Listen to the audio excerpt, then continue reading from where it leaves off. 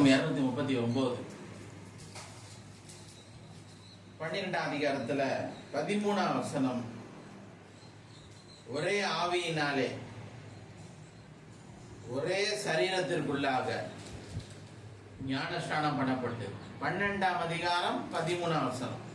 12ஆம் அதிகாரம் 13ஆம் வசனம். அதான் நாம் யூதராயினும் அதில் தொடர்ந்து வரும்போது ஒரே ஆவியினாலே அதான் 13ஆம் வசனம். ஒரே ஆவியினாலே ஒரே சரீரத்திற்குள்ளாக ஞான ஸ்நானம் பண்ணப்பட்டு எல்லாரும் ஒரே ஆவிக்குள்ளாகவே தாகம் தீர்க்கப்பட்டோம். இன்னைக்கு தாகம் தீர்க்கப்படுற காரியம் தான் மிகப்பெரிய காரியம், திருப்தி அடைகிற காரியம். நாம் எல்லாரும் ஒரே ஆவிக்குள்ளாக தாகம் தீர்க்கப்படுகிறோம். இன்னைக்கு உலகத்துல மக்கள் விளையாட்டுத்துறையில இருக்கிறவங்க, அந்த துறையில இருக்கிறவங்க, இந்த துறையில இருக்கிறவங்க, அவங்களுடைய தாகம் தீரவே தீராது. ஒரு சாதனை பண்ண அடுத்து இன்னொரு சாதனை பண்ணணும், அதை பண்ணணும், இதை பண்ணணும். ஆனா அவசரம் இங்க தெளிவாக சொல்றது, இயேசுவை கண்டடைந்தவுடன் எல்லாரும் பரிசுத்த ஆவியானவருக்குள் நாம் எல்லாரும் என்ன பண்ணப்படுறோம், அந்த ஒரே ஆவிக்குள்ளாக நாம் எல்லாரும் தாகம் தீர்க்கப்பட்டோம். அப்போதான் ஒரு நிறைவு வரும், ஒரு திருப்தி வரும். இன்னைக்கு நம்முடைய வாழ்க்கையில எந்த சைட்ல எப்படி போனாலும் ஒவ்வொருத்தருக்கும் என்ன கிடைக்காது, திருப்தி வரவே வராது. ஏதோ ஒரு வாழ்க்கையில குறையது போலவே காணப்படும்.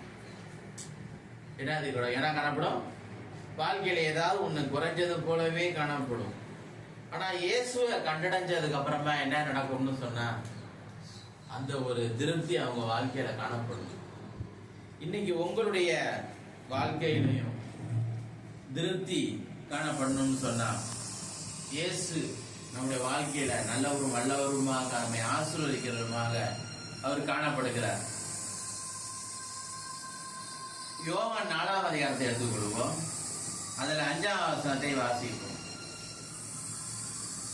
யோவான் 4ஆம் அதிகாரம் 5ஆம் வசனம்.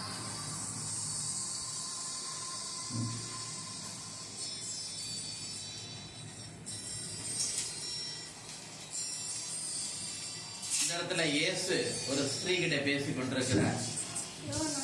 யோவான் 4ஆம் அதிகாரம் 5ஆம் வசனம்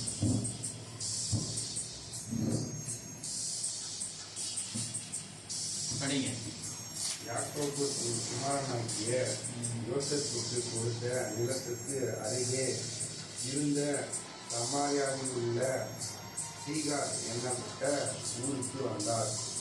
போதும். 4ஆம் அதிகாரத்துல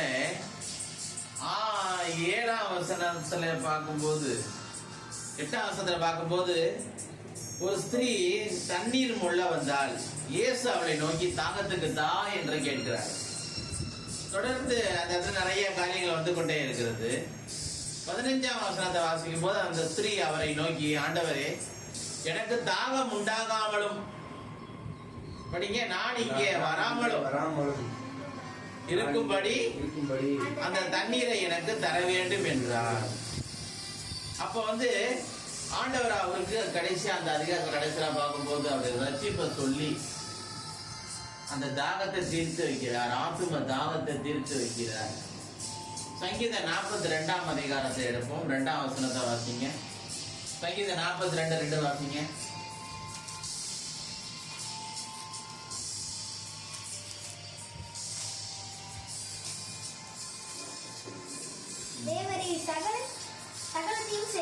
ஆத்மா தேவன் மேல் ஜீவனுள்ள தேவனுடைய மேலே தாகமாய் இருக்கிறது. என் ஆத்மா தேவன் மேல தாகமாய் இருக்கிறது. நான் அப்பொழுது தேவனுடைய சந்நிதியில் வந்து நிற்பேன். அப்ப பாருங்க, முதல் வசனத்தை வாசிக்கும் போது, மானானது நீரோடைகளை வாஞ்சித்து கதறுவது போல தேவனே என் ஆத்துமா உண்மை வாஞ்சித்து என்ன பண்ணுது, கதறுகிறது.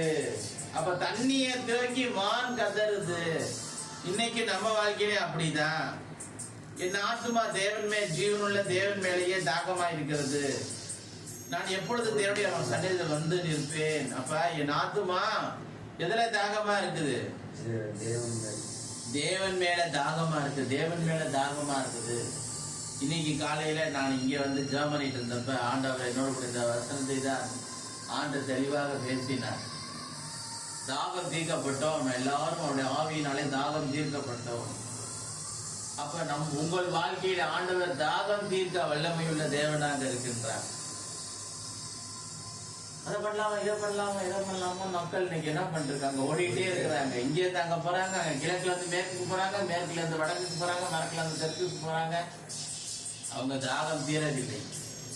ஆனா இயேசுக்கு வந்தால் எல்லாருடைய தாகத்தையும், முழு உலகத்தினுடைய எல்லா மக்களுடைய தாகத்தையும் தீர்க்க அவர் வல்லமையுள்ள தேவனாக இருக்கின்றார். கர்த்தர் தாமே நம்ம எல்லாரும் ஆசீர்வதிப்பார்.